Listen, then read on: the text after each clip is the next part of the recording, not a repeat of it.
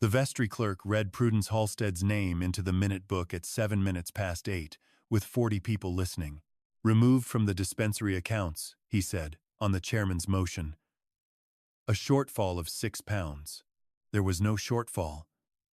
Prudence had ruled those accounts for 9 years, and she had told him in writing that the mill's water rate was entered twice. Elias Trumper did not look up from the table. Then came the second item.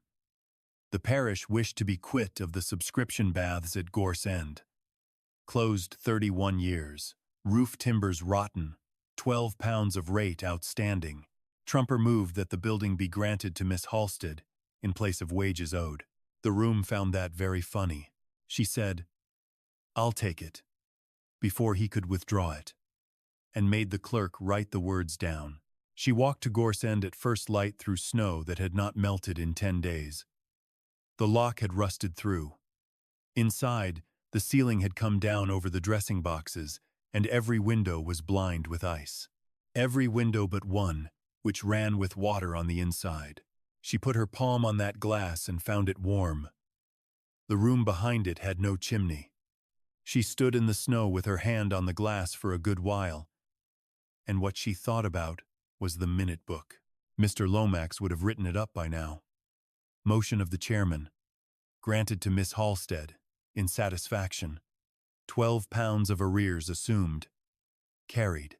A minute is a small thing, and it is very hard to unmake. Trumper had made his joke in front of 40 people, and it had gone into the book, and once a thing is in the book, it has happened. She had made him do that on purpose, in about a second and a half, and she was not going to be able to explain why to anybody for another 2 years. The window was in the north end of the building, low down, half sunk behind a drift. She cleared the snow off the sill with her forearm and looked through it. Nothing. The glass had run so long that the lime had come out of the mortar and gone across it in a white bloom, and behind that there was only dark. She went round the outside twice. There was no door in that end. There was no chimney, no stack, no fireback, no scar of one taken down. There was a slate roof over it, sagging but whole, and a length of blank wall, where a wall ought to have had something in it. The bathhouse itself was ruined and ordinary. 2 plunges, both empty, both cracked across. 12 dressing boxes, with the partitions gone. A boiler house with the boiler sold and a hole in the gable where they had taken it out. She looked at all of that and put it aside. A warm window in January is one fact, and 40 people laughing is another. 9 years of accounts had taught her not to chase the interesting fact first. You write down every fact you have, and you put a date on it. She walked back into Cold Harbor Green and got her father's rule out of his box, which had been under her mother's bed since 1859. She came out again the next morning and measured the outside of the building, 91 feet 2 inches, north to south. Then she went to the vestry and asked Mr. Lomax for the rate book. He was a small, careful, unhappy man who had read her dismissal aloud the day before and had not enjoyed it. "Which year?" "This one." "And then 31 more, going back." "Miss Halstead, I'm ratepayer of the subscription baths at Gorse End as of yesterday evening, Mr. Lomax, and I owe £12 on it, and I should like to see how the figure is arrived at." "That's not a favor.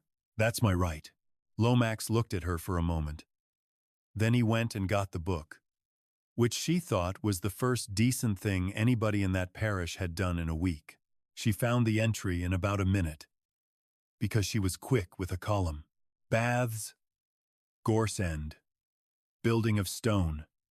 Slated. Length, 74 feet. She read it 3 times.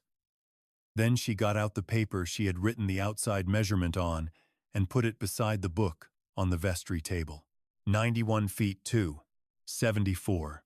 17 feet of building at Gorse End had never been rated, never been valued, and never once appeared in the parish books. The parish had assessed that property every year since 1801. Prudence Halstead had £4, 9 shillings, a mother of 68, who could not get out of bed unaided, no situation, no character, and £12 of arrears. She took out her own memorandum book and ruled a fresh page, and headed it, in the hand she had been trained in, Gorse End.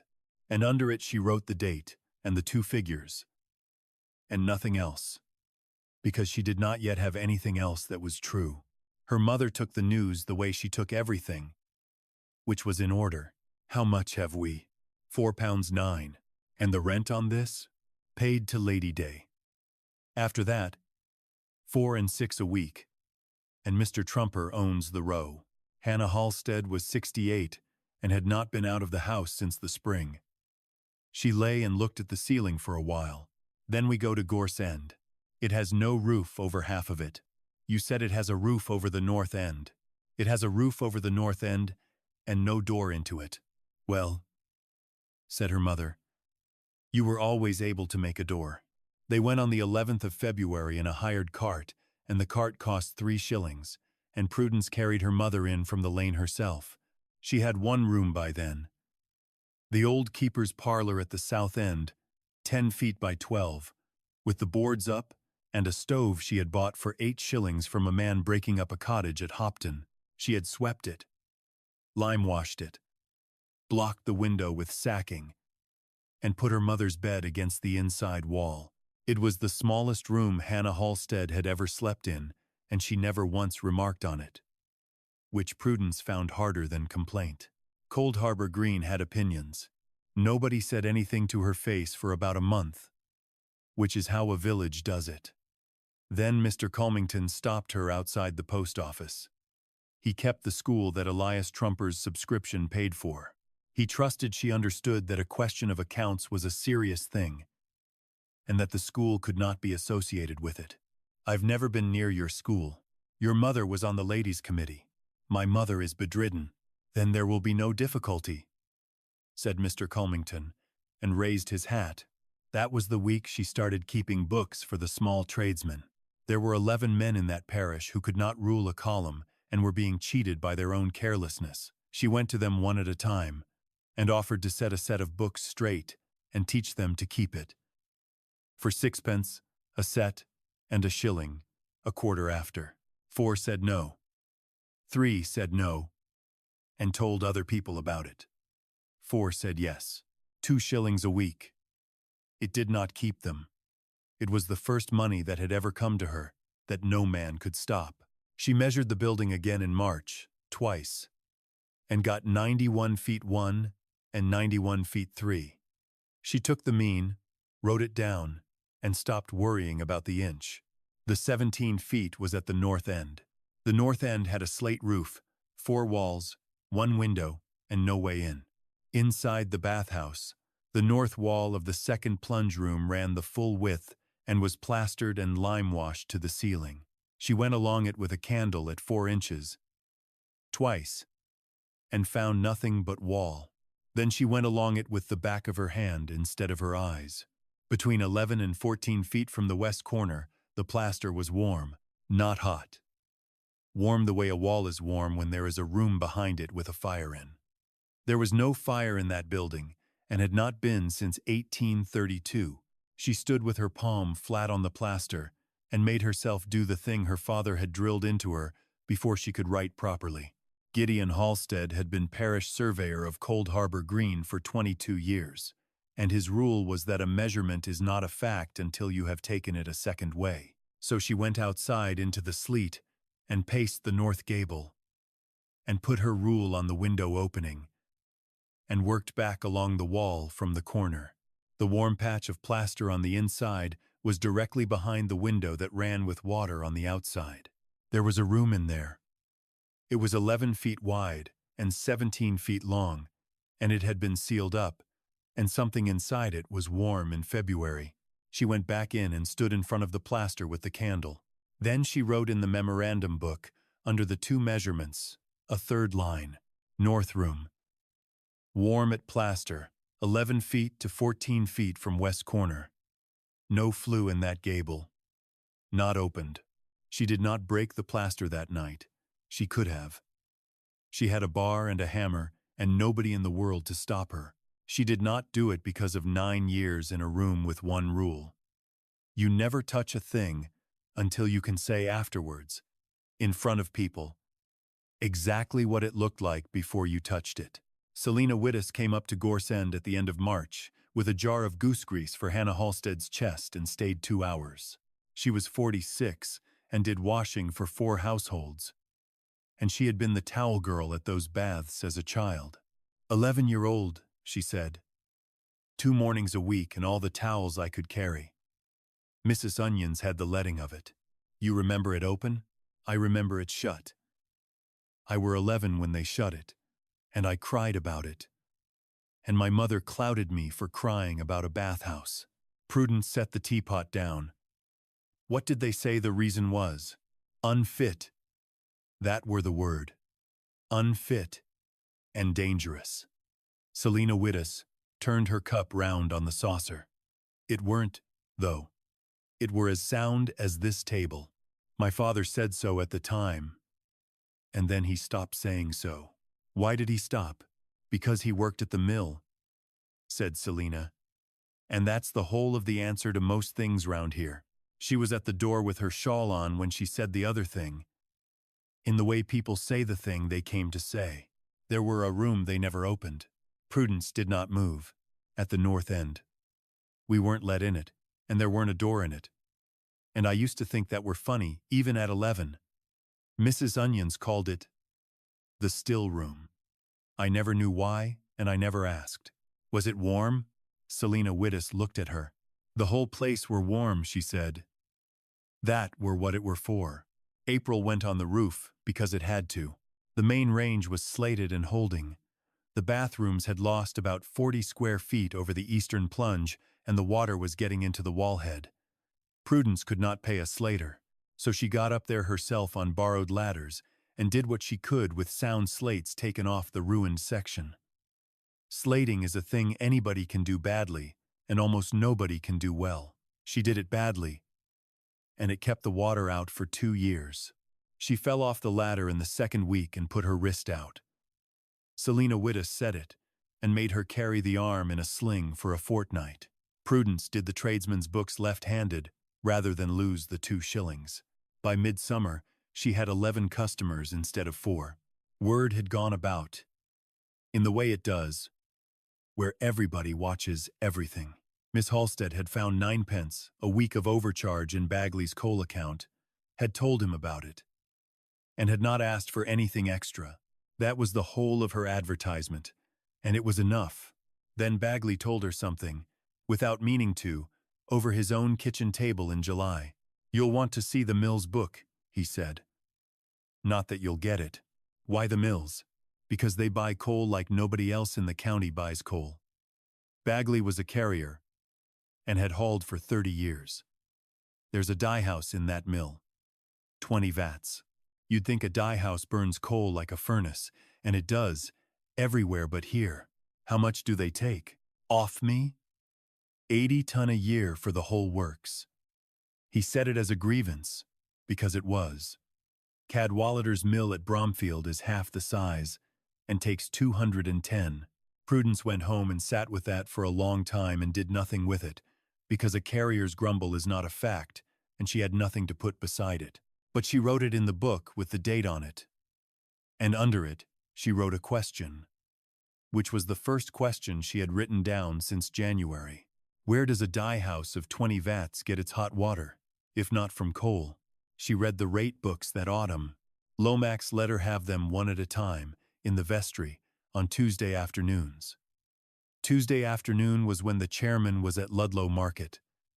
Lomax was not a brave man. He was an exact one. She started at 1,863 and worked backwards, reading every entry on every page. Nobody in the history of Cold Harbor Green had ever done that. A rate book is written to be added up and not to be read. It took her 11 Tuesdays to get back to 1,832. What she found in the rate books was not a fraud.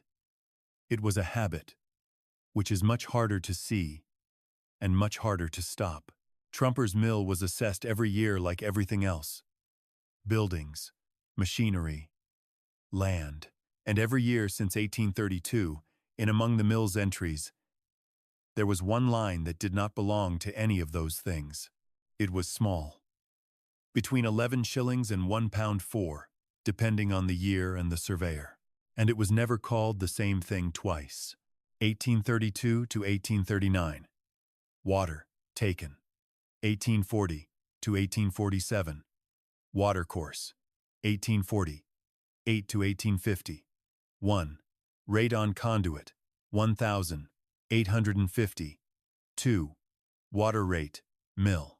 1853 to 1858. Water rate. 1859 to 1863. Water rate. Mill. Prudence had spent 9 years watching what happens to an entry that nobody understands. It gets copied. Each new clerk copies the last clerk's wording, and every so often a clerk who is tidy-minded changes it to something that makes sense to him, and then the next man copies that. 6 different descriptions of one payment in 31 years is not a man covering his tracks. It is a man who put something into the books in 1832 that had no proper name, and then let 31 years of clerks do the rest of the work for him. She wrote out the 6 descriptions in a column with their years, and looked at the top of it. Water. Taken. Taken from where? A mill on a river. Does not pay a water rate to a parish for the river. There is no rate on a river. She went further back. To 1,831, and 1,830, and 1,829. And the line was not there. It appeared for the first time in the rate of Michaelmas 1,832, which was 11 months after the vestry had closed the subscription baths at Gorse End as unfit and dangerous. The tithe apportionment was in the chest as well, done in 1841. With its map. The baths were on the map. She got the rule on it, and worked the scale, and measured the building as drawn. 74 feet. 2 surveyors, 40 years apart, had gone out to Gorse End and come back with the same wrong number. Prudence sat in that cold vestry, and understood that neither of them had been wrong. They had measured the building they were shown.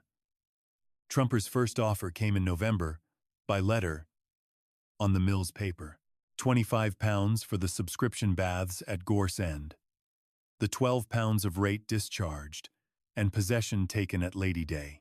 The letter said that he had been sorry to see her circumstances, and that this was in no way an admission of anything, and that she would oblige him by replying within 14 days. She replied on the same day in 4 lines, declining. Then she walked to Ludlow, 11 miles, and paid Mr. Cadwallader 6 shillings out of £9.04 to ask him one question. If a building is granted to me by vestry minute, in satisfaction of wages, and I take it with its arrears, what have I got? You have what the parish had, which may be very little. Cadwallader was 50, and had a room full of boxes. Who granted it? The vestry. On the chairman's motion, then you have it, whatever it is.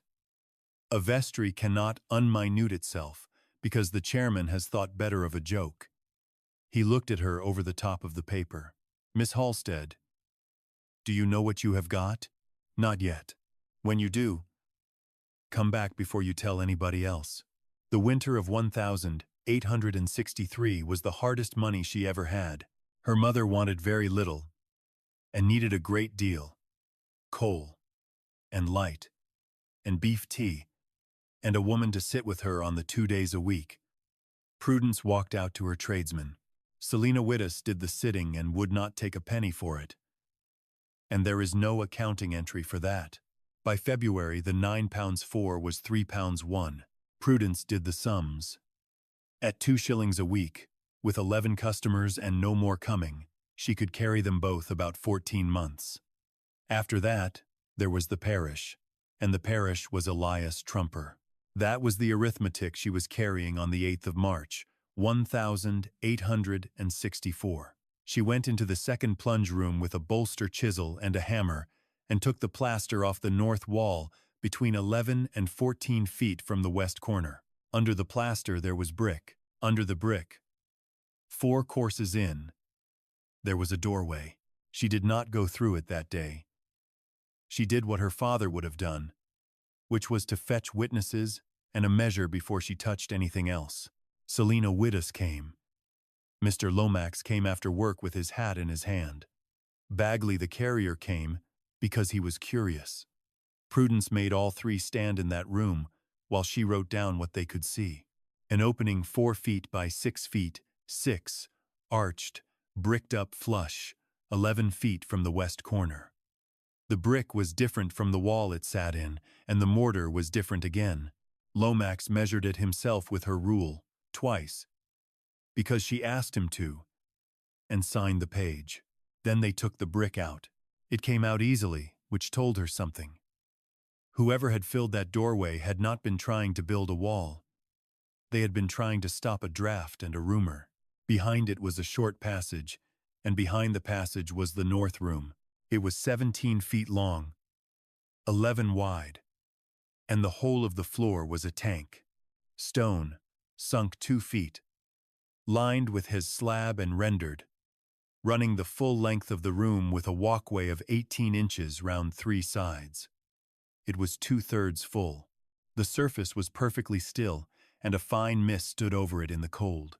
The 4 of them looked at it from the doorway, and nobody said anything for the best part of a minute. Selina Widdus put her fingers in first. "That's a bath," she said. "That's a bath as ever was." It was not. Prudence saw the rest of it while Selina was still saying it. At the north end of the tank, the water came in out of the rock through a stone mouth below the surface, and you could see the turn of it. At the south end, 8 inches below the rim, there was a lead pipe going out through the wall. A tank that fills at one end and empties at the other is not a bath. It is a cistern. She lay down on the walkway with the candle over the water and looked at the pipe until her arm shook. 4-inch bore. Lead. Laid in a socket cut through the stone. And the mortar round the socket was the same mortar as the brick in the doorway. Whoever sealed that room and whoever laid that pipe had been on the same job in the same fortnight. "Where's it go?" said Bagley. "South," said Prudence. "There's nowt south of here but Trumper's. There's a mile of field south of here," she said. "And then there's Trumper's. That was the whole of it. And it was worth nothing." She sat up on the walkway with her boots in the wet and made herself say it out loud to the 3 of them. Saying a thing out loud is how you find out you have nothing. She had a sealed room. She had a cistern. She had a lead pipe going south into the dark under a field she did not own, and no way on God's earth of following it, and no right to dig anybody's land. She had a line in a rate book that changed its name 6 times. She had a carrier's grumble about coal. "You've the warm," said Selina Widdus. "Warm proves nothing. There's warm springs at Church Stretton, and nobody stole them." Lomax had been quiet. He was standing with his back to the tank looking at the doorway, and when he spoke it was in the voice he used for reading minutes. "Miss Halstead, the vestry closed this building in 1831 as unfit and dangerous. Yes, there is a minute of it. I have read it. It is 9 lines, and it gives no particulars." He turned round. "In my office, we keep the surveyor's report on every building the parish has ever ordered shut. Everyone. There is a report for the pest house, and one for the old school, and one for the toll cottage at Aston. And for this? There is no report for this," said Mr. Lomax. "There never was. I have looked for it twice, since January, and I did not tell you because I was not sure I ought to." Prudence got up off the walkway. "Who was surveyor in 31? "Obadiah Scarrett. He was clerk as well. My predecessor. But 2. "What happened to him?" Lomax looked at the water for a while. "He was dismissed in the March of 32, he said, for a deficiency of £9 in the overseer's account. And he died in the debtor's side at Shrewsbury in 41, and I have his hand in front of me every working day of my life. The dispensary accounts came back to her in May, and they came back through the worst possible door. Selina Widdis had a sister at Onaberry with a child that wanted a truss. It is a small thing, and the dispensary supplied them free on an order from the medical officer. The order was refused. The reason given was that the dispensary had exceeded its allowance for the quarter. Prudence knew that allowance to the shilling. She had ruled it for 9 years. "How much is the quarter?" £9.10, said Selina. "It's £11.5. They told her 9.10. Prudence sat down at her own table and did what she had not let herself do since January. She worked out where £6 a quarter had been going for 9 years, while she sat in that room and ruled the columns. It took her an evening. The mill's water rate was entered twice, once under the mill and once under the general disbursements of the parish, and the second entry was carried into the dispensary allowance as a charge against it. 22 shillings a quarter out of the sick, into a column that balanced. She had told Trumper about the double entry in writing on the 2nd of December. 1,862. He had removed her on the 14th of January. She had spent 4 months believing that he sacked her to keep her out of Gorse End. And she had been wrong. He had sacked her because she had found the water rate. The only reason he cared about the water rate was that it led to Gorse End. She had had it the wrong way round the whole time. There was a way to deal with this, and she knew exactly what it was. An officer of a parish may write to the Poor Law Board. It costs a penny. The board will do nothing at once, and may do nothing at all. If it does anything, it sends the district auditor. A district auditor is not a magistrate and not a jury and cannot be dined. She was not an officer of a parish. She had been removed from her place in front of 40 people for a deficiency of £6. A letter from her would be a discharged clerk making an accusation against the chairman who discharged her, and every person who read it would know that in the first line. She sat with the pen for 2 nights. The thing she kept coming back to was not the truss and not the sister at Onaberry. It was that she had 11 customers at 2 shillings a week, and 9 of those 11 either worked for Trumper, rented from Trumper, or carried for Trumper. If she wrote that letter, she would have 2 customers by August. Her mother asked her about it on the 2nd night, because Hannah Halstead had been lying 6 feet away listening to a pen not move. "You're not writing." "No." "Is it the money?" "It's 14 months of money," said Prudence. "It's you in this room until March of next year, and then I don't know what." "Then don't write it." Prudence looked up. "I mean it," said her mother. "Don't write it because of the child at Onaberry. That's a bad reason. There's a child at Onaberry every week of the year, and you'll not mend them by ruining us. Then what's a good reason? That you know a figure and nobody else does." Hannah Halstead's voice was perfectly level. "Your father used to say, 'A measurement's no good in your pocket.' I never thought much of it as a saying, but he was right about the ditch at Aston, and it cost him his connection for 2 years. Prudence wrote the letter the next morning. It was 1 page. It set out the dispensary allowance, the double entry, the 4 quarters she could prove out of the vestry's own published abstracts, and the dates. It made no accusation of any person. It asked that the accounts of the parish of Cold Harbour Green be examined. She signed it with her name and her former office and the date of her removal, because leaving that out would have been the first dishonest thing in it. The Poor Law Board acknowledged it in 9 days on a printed form. Then nothing happened for 4 months. By August, she had 2 customers. By October, she had 1. That was Bagley, who told her to her face he was keeping her on out of pure contrariness, and she was to stop asking whether he was sure. The summons came on the 4th of November, 1,864, and it was for embezzlement. £6 2 shillings, being money of the parish of Cold Harbour Green, received by her as clerk to the dispensary account, and fraudulently converted to her own use. Between the 1st and the 14th of January, 1,863, 14 days. He had picked the 14 days between the last audit she had signed and the morning he removed her. In those 14 days, she had drawn the quarter's cash and paid it out. The vouchers had gone into a bag that Elias Trumper had held ever since. Cadwallader read the summons twice and put it down. He is not trying to convict you. He has a summons.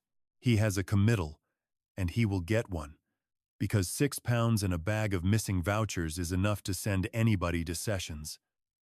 Cadwallader took his spectacles off. Miss Halstead, you will be committed, and you will be tried, and unless he is a fool, you will be acquitted. And it will not matter in the least. What he wants is 4 months of you being a woman awaiting trial. She was committed at the petty sessions on the 11th of November before 2 magistrates, one of whom was Trumper's brother-in-law, and did not think it necessary to say so. Bail was £20, which she did not have. Selina Widdus and Bagley the carrier stood it between them. Bagley had to go to a man at Craven Arms for his half. Prudence knew what that cost him, and could not say so in front of the court. She went home to Gorse End that night and sat with her mother, and neither of them spoke about it. Her mother died on the 9th of January, 1865, at about 4 in the morning, of nothing in particular, except being 69 and worn out. It was not the trial. Prudence made herself be exact about that afterwards, over and over, because it would have been easy and warm to say it was the trial, and it was not true. Hannah Halstead had been failing since the summer, and would have failed in a good house with a fire in every room, but she died in a lime-washed parlor 10 feet by 12, with her daughter under a charge, and Prudence had to give the undertaker £2.14 that she did not have. The trial came on at the Epiphany Sessions at Shrewsbury on the 24th. It took 40 minutes. The prosecution could not produce the vouchers because the prosecution had them. The bag had been in the chairman's keeping, and the chairman's clerk could not swear what had been in it. The recorder stopped it and directed an acquittal on the ground that there was no evidence a jury could safely act upon. No evidence a jury could safely act upon. Cadwallader was delighted. Prudence sat in the cart on the road home and knew exactly what that sentence would be worth in Cold Harbor Green. And she was right. It was worth nothing at all. It meant, in every kitchen in that parish, that she had got off. Mr. Culmington told the school managers that the matter had never been properly cleared up, which was, in the narrowest possible sense, true. Then in the February, the vestry made an order on Gorse End. Dangerous structure. Roof timbers. The fallen ceiling over the dressing boxes. The open gable where the boiler had been taken out. She was to make it good, or take it down within 4 months, and the surveyor who reported on it was engaged and paid by the parish. And Elias Trumper signed the order as chairman. The estimate to make it good was £110. Prudence had 11 shillings, 1 customer, a funeral to pay for, and 4 months. Trumper's second letter came on the 6th of March. It offered £60 and the arrears, and it did not mention the order. His third came on the 22nd of April, and offered £120. The last line said he was aware she had recently suffered a bereavement and hoped she would allow an old acquaintance of her father's to be of use to her. Prudence read that line about 9 times. Gideon Halstead had surveyed for that parish 22 years and had never once been asked to survey the subscription baths at Gorse End. She had checked. There was not a single entry in his hand for that building in 31 years of books. She sat in the cold room with the letter in her lap. Everything she had was true, and none of it was proof. A room, a tank, a pipe, a column of 6 names for 1 payment, a carrier's opinion about coal, and a dead clerk who had been sacked for £9. It was the 22nd of April. 1,865. She had no money, no character, no mother, and 68 days. She found it because a rate book has a back. That was the whole of it. And she never afterwards told the story any other way, because the other ways made her sound clever, and it was not cleverness. A rate book is made up in the spring, written through the year, added up at the end, and put in the chest. Nobody reads the last leaves. There is nothing on them but the totals and the signatures. And after the signatures, there is a quire of blank paper that the binder put in because he bound them all the same. She had read 31 of them front to back in the winter of 1863, and had stopped, every time, at the totals. On the 2nd of May, 1865, with 60 days left, she went back to the vestry and asked Lomax for the book of 1831. She opened it at the very end and went through the blank leaves one at a time.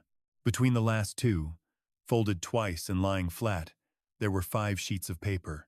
Prudence put her hand flat on the table and made herself count to 10 before she touched them.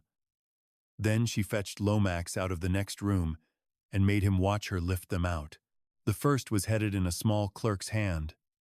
Report of the parish surveyor upon the subscription baths at Gorse End, taken the 9th day of November, 1831. The building was of stone, slated, in good repair throughout. The roof timbers were sound. The plunges were sound. The building measured 91 feet, 2 inches by 24.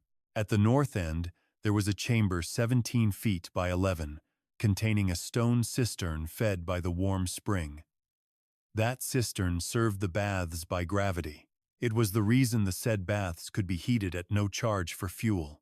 Obadiah Scarrett had recommended that the parish spend £11 on pointing and be very glad of the property. The second sheet was his letter of the 9th of January, 1832, to the vestry. He had learned that a pipe was to be laid from the cistern at Gorse End to the works of Mr. Ezra Trumper, and that a proposal would be put to close the baths.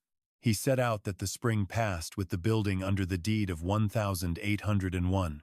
The parish could not grant a taking without an order under the hands of the trustees. He would not sign any report of unfitness, because the building was not unfit. The third sheet was the vestry's answer. 3 lines, that Mr. Scarrett's report was not required.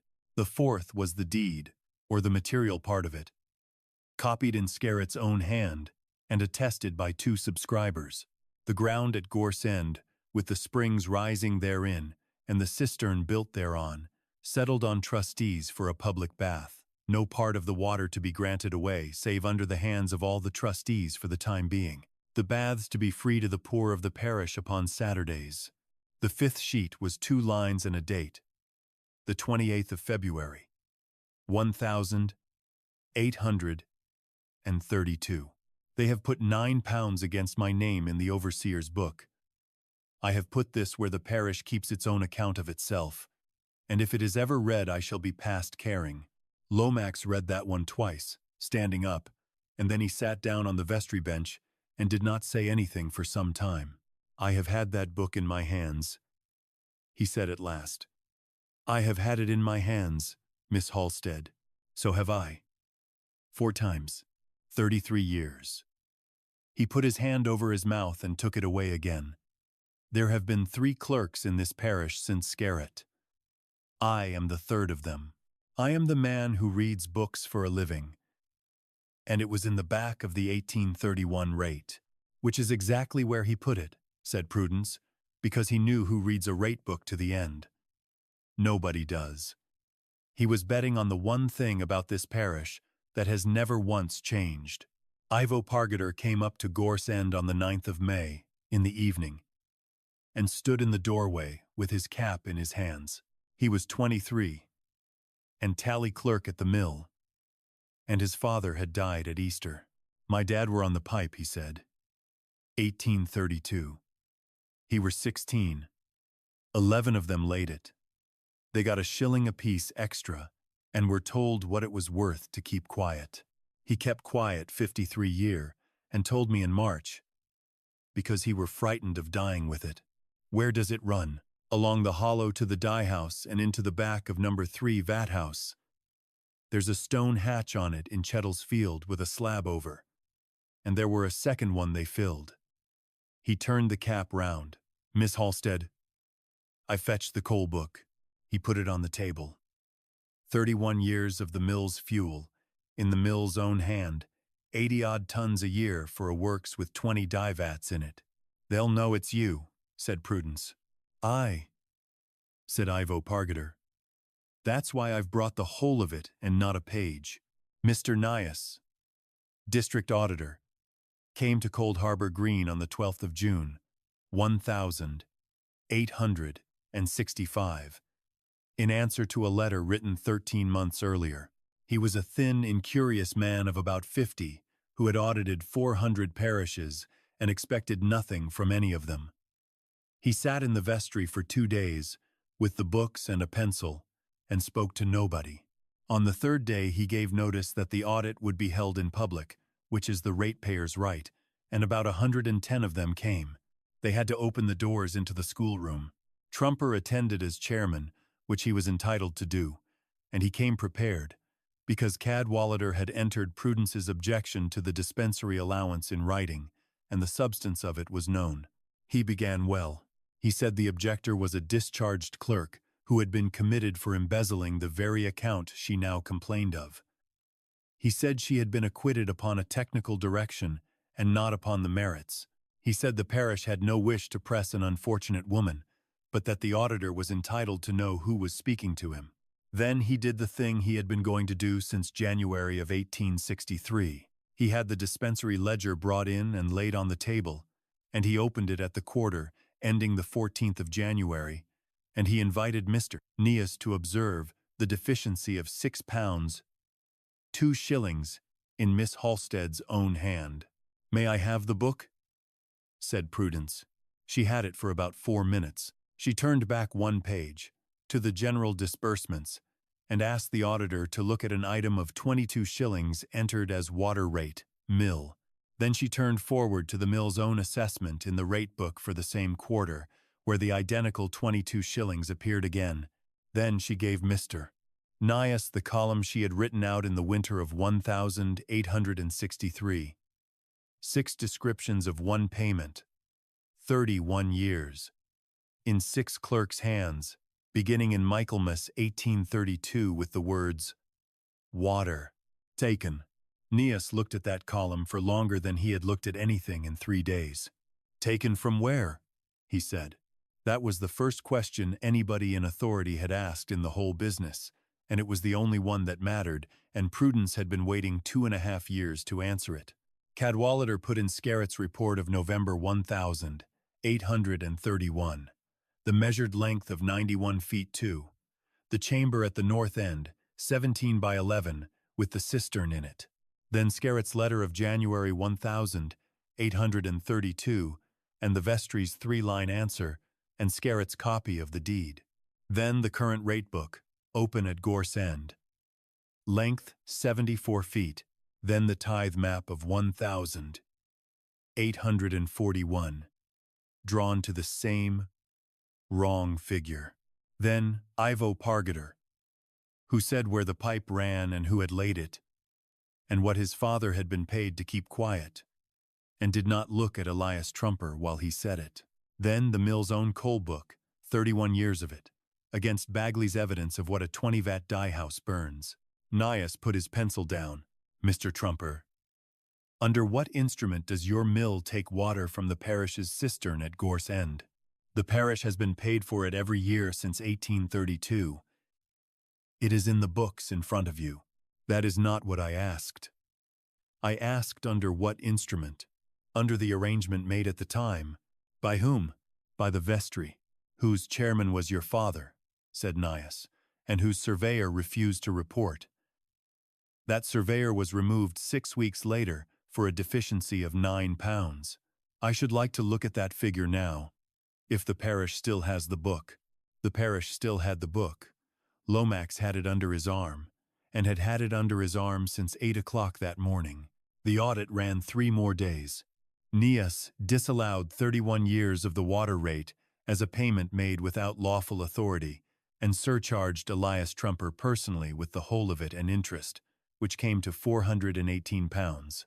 He surcharged him a further 210 for the sums carried out of the dispensary allowance. He reported the parish to the Poor Law Board, and he reported the closing order of 1832 as made upon no evidence. He also struck the deficiency of £9 against Obadiah Scarrett from the account of 1,832, 33 years late, in a ruled line, with his initials against it.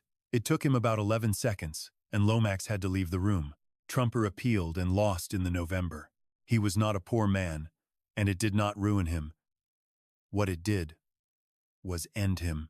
A surcharged chairman cannot sit, and a mill that must buy 200 tons of coal a year instead of 80 is a mill that pays no dividend for a while.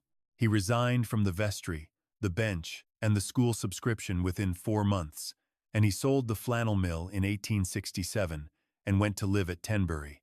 He never spoke to Prudence Halstead again, and she never once, in the whole of the audit, said his name out loud when a figure would do. The dangerous structure order was withdrawn in the July on the motion of a vestry that could not get rid of it fast enough. The parish also voted, unanimously and at some speed, that the £12 of arrears on Gorse End be remitted. Prudence declined that. She wrote to Lomax that she had taken the building with its arrears in front of 40 people, that the minute said so, and that she would pay the £12 when she had it. She paid it in the March of 1,867, in 4 installments, and asked for a receipt each time. The board's order on the water came down in the September. The mill might have the water on a proper grant from the trustees of the Gorse End charity, on terms terminable, with the poor's Saturdays untouched.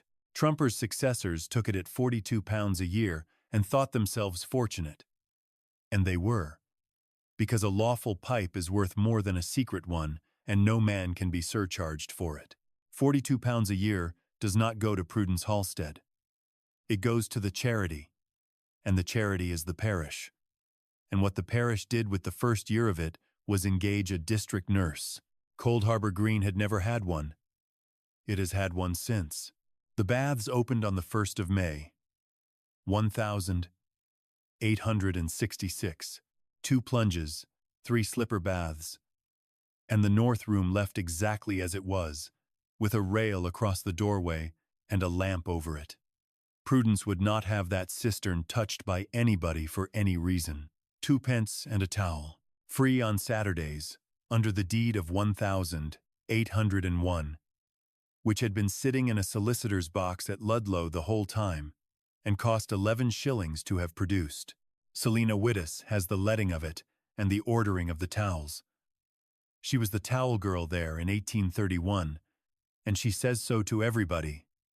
Twice. Ivo Pargeter was turned off at the mill in the June of 1,865, which everybody expected. He went to the new works at Craven Arms, and is a bookkeeper there now. He learned the double entry at Prudence Halstead's own table on Sunday afternoons for a year, would not be paid for the lessons, and would not stop coming.